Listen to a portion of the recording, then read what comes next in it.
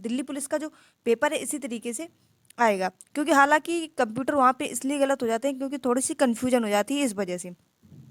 अगर आपने सर की मैराथन जो 3 क्लासेस हुई हैं, MS एक्सेल की, MS वर्ड की, और जो एक एक्स्ट्रा क्लास हुई है जिसमें सभी मिक्स हैं, जो मिसलीनियस क्वेश्चन जिस तरीके से बनते हैं, वो अगर आपने अभी तक नहीं देखी है तो जाइए सर्च कीजिए marathon by Shivam sir Delhi police constable computer. आपको तीनों जो क्लासेस हैं वो मिल जाएंगे। आप वहाँ से देखकर अपना कंप्यूटर जो है वो अभी भी क्लियर कर सकते हैं। और उनकी जो रात में 8 बजे क्लास होती है वो प्रॉपरली अभी भी ले सकते हैं आप। तो उससे बहुत जो भी कैप्सूल्स वगैरह हैं, कैप्सूल्स का मतलब है जो एक्स्ट्रा फैक्ट उसमें डालते हैं, वो बहुत इंपॉर्टेंट है। ठीक है, तो कंप्यूटर में इतना ही। जनरल अवेयरनेस की बात करें तो आज जो जनरल अवेयरनेस का जो पार्ट था वो इजी टू मॉडरेट कह सकते हैं, इजी टू मॉडरेट। ठीक है, आज इजी क्वेश्चन ज़्यादा थे। ओवरऑल अगर करेक्ट की बात करें तो आपको दिख रहा होगा 36 क्वेश्चन करेक्ट है, 12 क्वेश्चन जो है इनकरेक्ट हैं और 2 क्वेश्चन जो है अनअटेम्प्ड हुए हैं। ओवरऑल टाइम की बात करें तो 16 मिनट यहाँ पे जो जनरल अवेयरनेस है आराम आराम से पढ़ के लगाइए।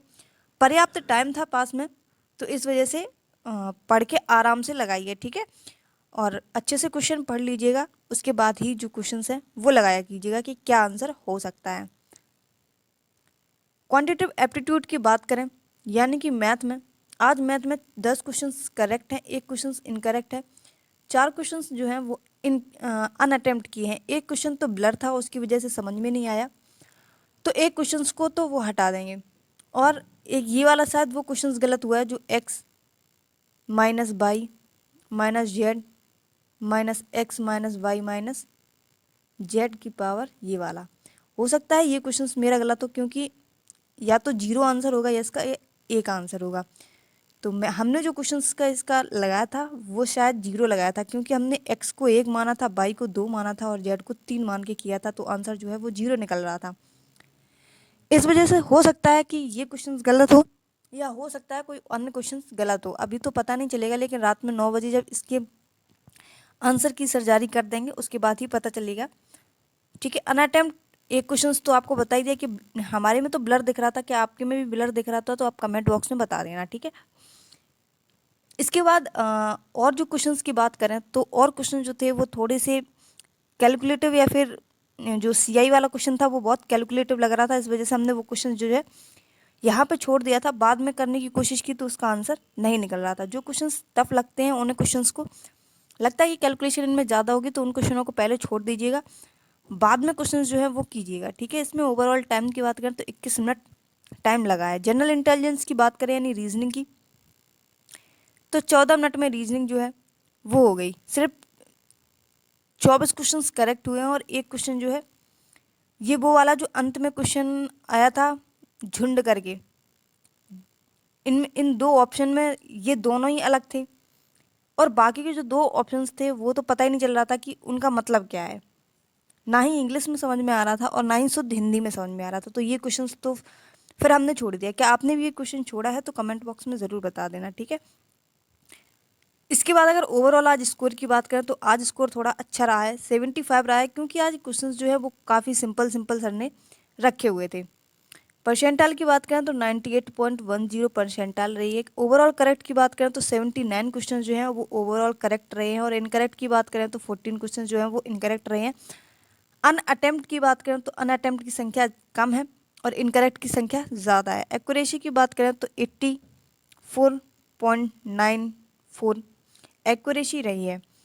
अगर आज बात करें कि स्कोर क्या रहने वाला है लड़कियों के लिए, तो 65 प्लस आज सभी लड़कियों का स्कोर अगर है तो उनके लिए ठीक है। जिनका 65 से स्कोर कम है उनके लिए आज थोड़ी सी डिफ़िकल्टी हो सकती है, क्योंकि आज का जो मॉक टेस्ट है वो काफ़ी सिंपल था। थोड़ा मैथ ने कैलकुलेटिव था, हालांकि मानते हैं हम थोड़ा सा 2-3 क्वेश्चन जो है हो सकता है कि आपको आ गए हों, लेकिन मुझे तो नहीं आए। ठीक है, ज़रूरी नहीं कि सबको आ ही जाएं, और ज़रूरी नहीं कि अगर मुझे आ रहे हैं और आपको नहीं आ रहे हैं, तो ऐसा भी नहीं हो सकता है। कुछ भी हो सकता है, क्योंकि अभी कुछ नहीं कह सकते, क्योंकि जब हम लोग एग्ज़ाम में बैठते हैं तो उस टाइम जो माइंडसेट रहता है वो माइंडसेट बहुत ज़्यादा महत्वपूर्ण होता है कि आपका स्कोर इंक्रीज़ होगा या डिक्रीज़ होगा। ठीक है, इसके बाद अगर रैंक की बात करें तो 27 रैंक बनी है। ओवरऑल अगर बात करें तो अभी तक जो बच्चों ने मॉक दिया है वो 1368 लोगों ने मॉक दे दिया है। ये संख्या जो है शाम को 50,000 प्लस संख्या जो है वो हो जाएगी। हो सकता है अब ज़्यादा भी हो जाए, 80,000 के समथिंग हो जाए। इस वजह से बोल रहे हैं क्योंकि लोगों को तब मॉक टेस्ट की याद आती है जब पेपर पास में आता है।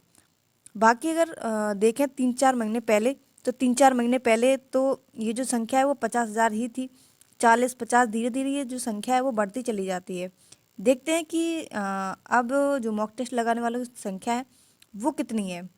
ठीक है, तो आप अपना स्कोर जो है वो कमेंट बॉक्स में ज़रूर बता देना कि आपके आज का स्कोर क्या है, विद हर एक सब्जेक्ट के साथ में कि किसमें क्या स्कोर रहा है। ठीक है, और बाकी के आपको बताने की ज़रूरत नहीं है कि आपको अब क्या पढ़ना है क्या नहीं पढ़ना है। ठीक है, सभी टीचर्स ने मैथ वाले सर ने अपना गाइडेंस दे दिया है, नवीन सर ने अपना गाइडेंस दे दिया है, सभी टीचर्स अपना गाइडेंस दे चुके हैं। अब आपको अपने ऊपर फोकस करना है कि किस तरीके से आपको हर एक चीज़ मैनेज करनी है। ठीक है, तो किसी भी आलतू फालतू यूट्यूब चैनल पर जाकर ये मत देखिएगा कि आप 15 दिन में जीएस कैसे तैयार करें। ठीक है, तो जिसको तैयार करनी थी वो कर चुका है। अब है बात, अब सिर्फ इतना है कि आपको रिवीजन कितना करना है, उसी को बार बार पढ़ना है।